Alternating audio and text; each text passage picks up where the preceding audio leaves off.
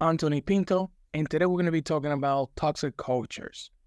My name is Jerry Tavares, and we are extra excited for this episode because we tried to go live on LinkedIn and it didn't work. Then we tried audio live, also didn't work.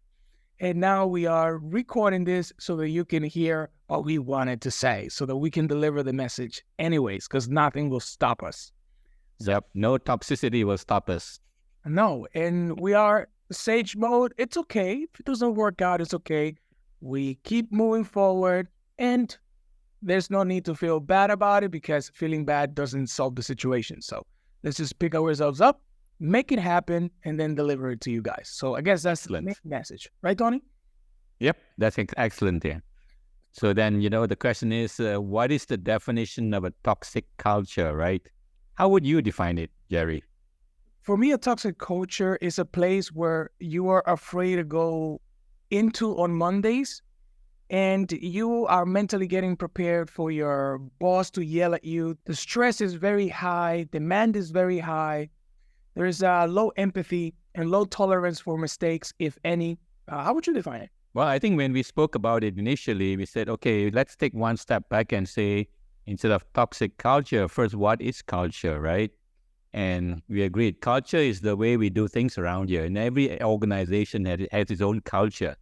Every organization and every department and every sub-team or sub-culture exists in an organization. So the question is, or the definition really is, what culture? Culture is the way we do things around here. And not just at the bottom, right? All the way at the top, because sometimes the C-suite might have a different culture than what they preach down the line. So that's also good to take into account. Yeah, so if culture is the way we do things around here, then what makes it toxic? What is the behavior that demonstrates itself to be a toxic culture, right? Yeah. So then the question is, so what are the telltale signs, as you say? Interestingly enough, there are very, very clear telltale signs. But, one thought that came to me was, okay, what is the distinction between a toxic culture and sometimes it is actually just pure irritation and annoying? Sometimes things can get irritating and annoying, but it not necessarily is toxic because, we all have bad days. And we may go into the office and scream our head off for that one day. Does that mean it's toxic? Not really, right? So we're talking about that, culture as the normal way we do things makes it toxic in a toxic behavior. Yeah, that's a really good point because we need to differentiate. Is it that a culture is toxic or is it that you are making it toxic yourself, right? We have to make the distinction. So obviously if we have a manager, a boss who is choleric and is yelling and is verbally abusing employees, okay, that has nothing to do with you. If the culture is very cutthroat, that they will do things behind your back just so that they can climb up the ladder and just sabotage you, then that is toxic. But we look at the other side and then we think about, well, if the person, I think we talked about it before, if the person is not able to sleep due to work, is that really a work problem or is that really a personal problem that cannot manage the work and life balance? So we have to be clear on what toxic culture is because it is also easy to shift the blame to the organization and to others instead of looking into ourselves and how we are behaving for our own mental and physical health. Right. And you mentioned one of them. So there are really 5 attributes of toxic culture. Yeah. And for me, when I look at these 5 attributes, I thought maybe it goes from the most toxic to the least toxic in terms of the order of ranking. But I don't think we can really look at it from that perspective. So let's just kind of talk about the 5 attributes first. The first one is a culture of disrespectfulness, which means there's lack of consideration, courtesy, and dignity for others. So that's disrespectfulness. The other one, very key attribute, is about non-inclusiveness. So here we're talking about a lot of the inequities that, exist in different cultures, different organizations. Things like, gender inequity age inequity, you're too old for this job, racial inequities, disability inequities, chronism and nepotism, then LGBTQ inequities. So all these inequities are branded under the attribute of non-inclusiveness. Yeah. The next one is the attribute of being unethical. Unethical behavior, dishonesty, lack of regulatory compliance. Now, if an organization is like, always, what's the word? Always, ignoring regulatory compliance, that can be pretty toxic, because then, how does an employee then, conduct himself so that he doesn't get, caught for whatever he didn't do. The fourth one is having a cutthroat culture. As you mentioned, cutthroat culture, right?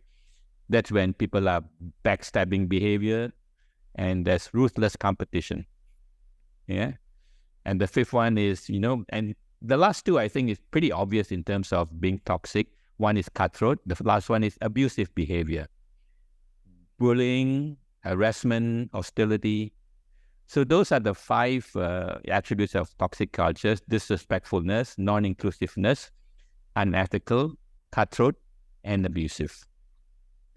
Yeah. And I think it's, I wouldn't say, the word is not challenging. I would say that the word is, it happens quite often that people at the top behave differently than people at the bottom. So when there's, for example, let's say a change initiative, it's communicated from the top. Yeah, they have to change. They need to do things differently. But then the top is not emulating the behavior and the actions that they want to see their employees do. And when you have this incongruence, a lot of the times what happens is that there is this toxic imbalance, because then there's like this cognitive dissonance, if you know what I mean. It's just not congruent. So, wow, I just threw a lot of keywords in there. Wow, okay. Sorry. But you know what I mean, right? Well, you're talking about, leaders not walking the talk. Thank you. That's what I meant. Leaders not walking the talk, right? Just saying it, but not doing it. Yeah. So, but why is toxic culture so important to, disabling, right? And I think a nicer word would be diffusing toxic culture. Yeah. Because a toxic culture, if it's kind of held in bay, may not cause the kind of disruptions that it can cause. But if you don't diffuse it, then it can just escalate, right? Yeah. So I read some reports in the US. We had the Great Resignation period, right? Even before the Great Resignation in the US, employee turnover triggered by toxic culture cost the organizations about $50 billion in the year. So, that's a lot.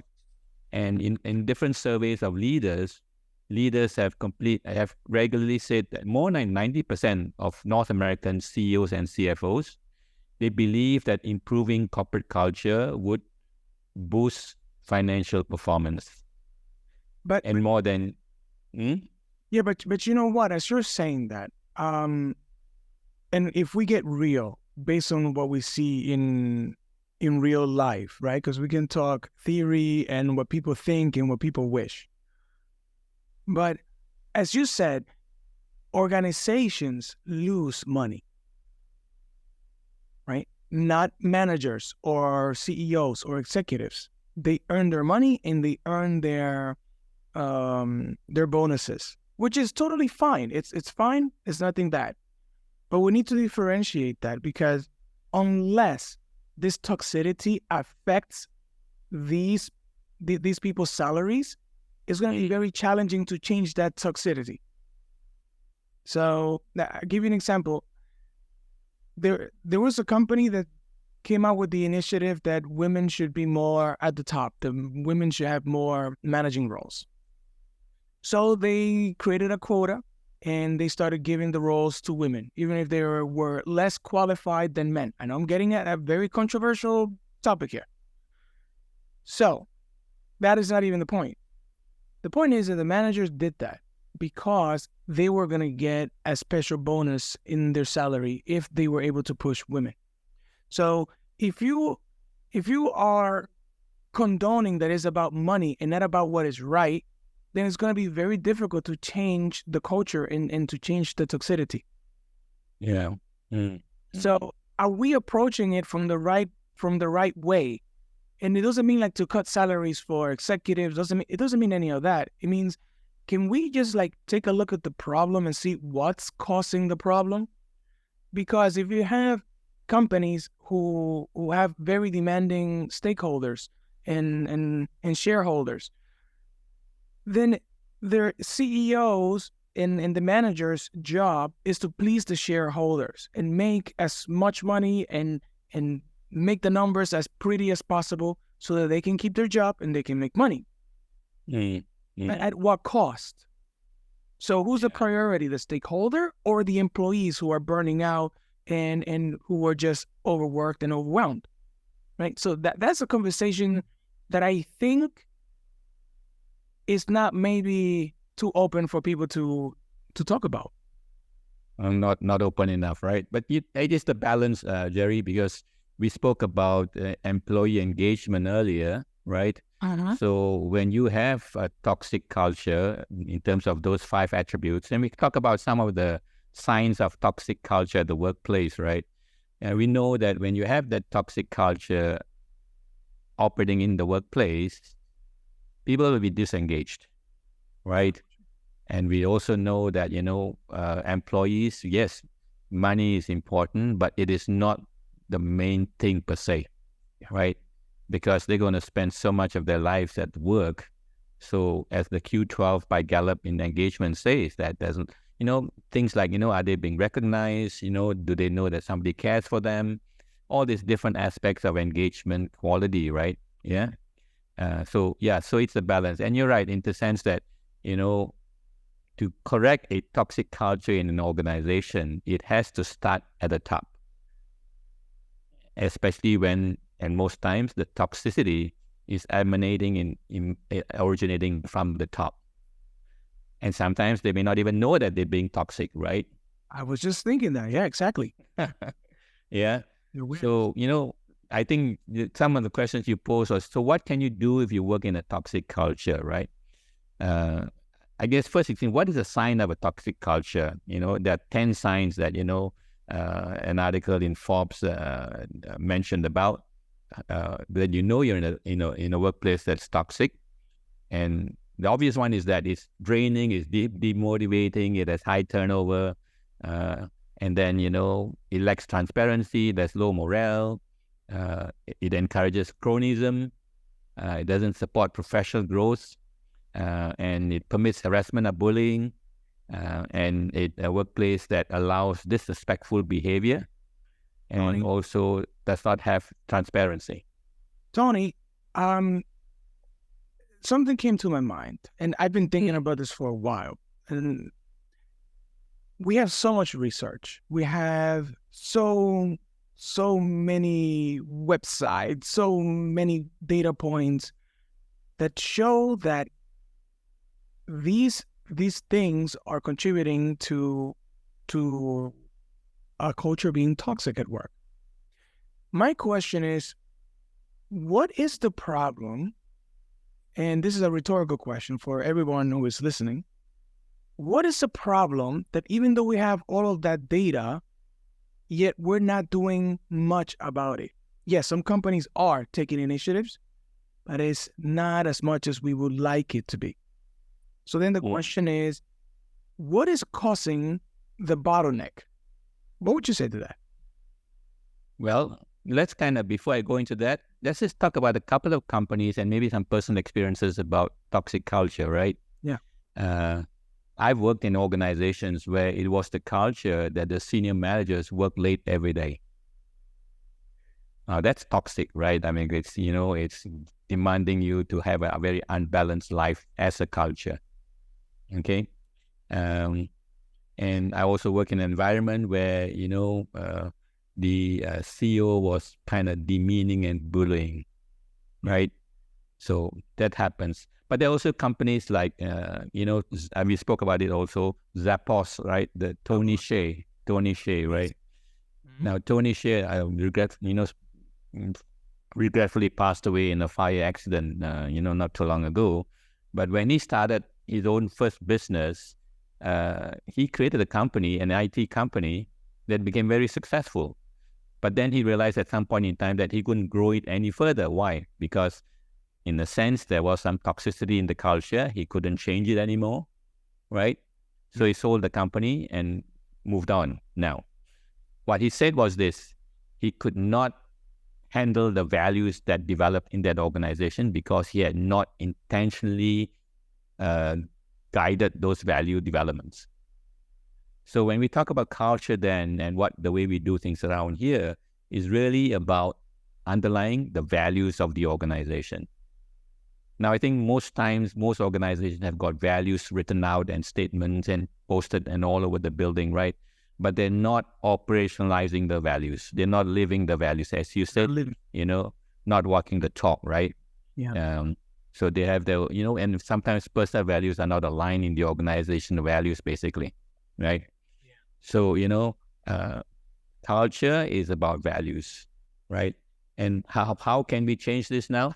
It has to start with leadership. There's no two ways about it. It has to start with leadership. Yeah, to fix a toxic culture, you got to start with leadership. Then you got to start also establishing social norms in the organization. Norms meaning the way we should always behave in this organization. And then, of course, the third one is to get in the correct work design, right? That means people know their boundaries, people know what is expected of them. Again, this comes back to the Q12 question, right? I know what is expected from me in my job, basically. Yeah. And I like how, as you said, why things are not happening, right? Yeah. Because it's still very fundamental. Most organization leaders are focused on being a smart organization. Now, what's a smart organization? An organization that's focused on strategy, marketing, finance, and technology. Yeah. Now, it is found very surely that, and because of this, levels of engagement that still hasn't changed over the last 10, 15 years. And also, that, toxic cultures exist, right? That just a smart organization is not enough to produce the result we want. I like what, Lencioni has done a lot of work with. He says, an organization needs to be smart. That's a given. But it also needs to be healthy. Yeah. Right? Healthy meaning that it has diffused the toxic culture. And what are the attributes of a healthy organization? Minimal politics, minimal confusion, high morale, high productivity, and low turnover. And again, how do you get there? Right? The question is, how do we get there? It has got to start with having a cohesive leadership team. Nothing less. Yeah, but before that, I think it's important for every leadership to think about their why. So people in leadership, let's say they earn really good money. For the most part, they earn really good money. And at some point, it's no longer about money. It's about legacy. So what legacy do you want to leave behind? It's like this famous phrases where they say you're not gonna take any of your possessions when you go to the next realm, right? You're not gonna take any with you. So what legacy do you want to leave behind? Not that you're gonna pass away or anything like that, but I mean, isn't it nice when you walk into an organization and they talk about leaders and they talk so well about them that you just want to work for them? Yep. I have a client who manages, I think, 170 people. And I have talked to maybe about 18, 20 people of his organization throughout the years. And every single one of them wants to continue working for this leader and does not want to change their position. Now, isn't that amazing?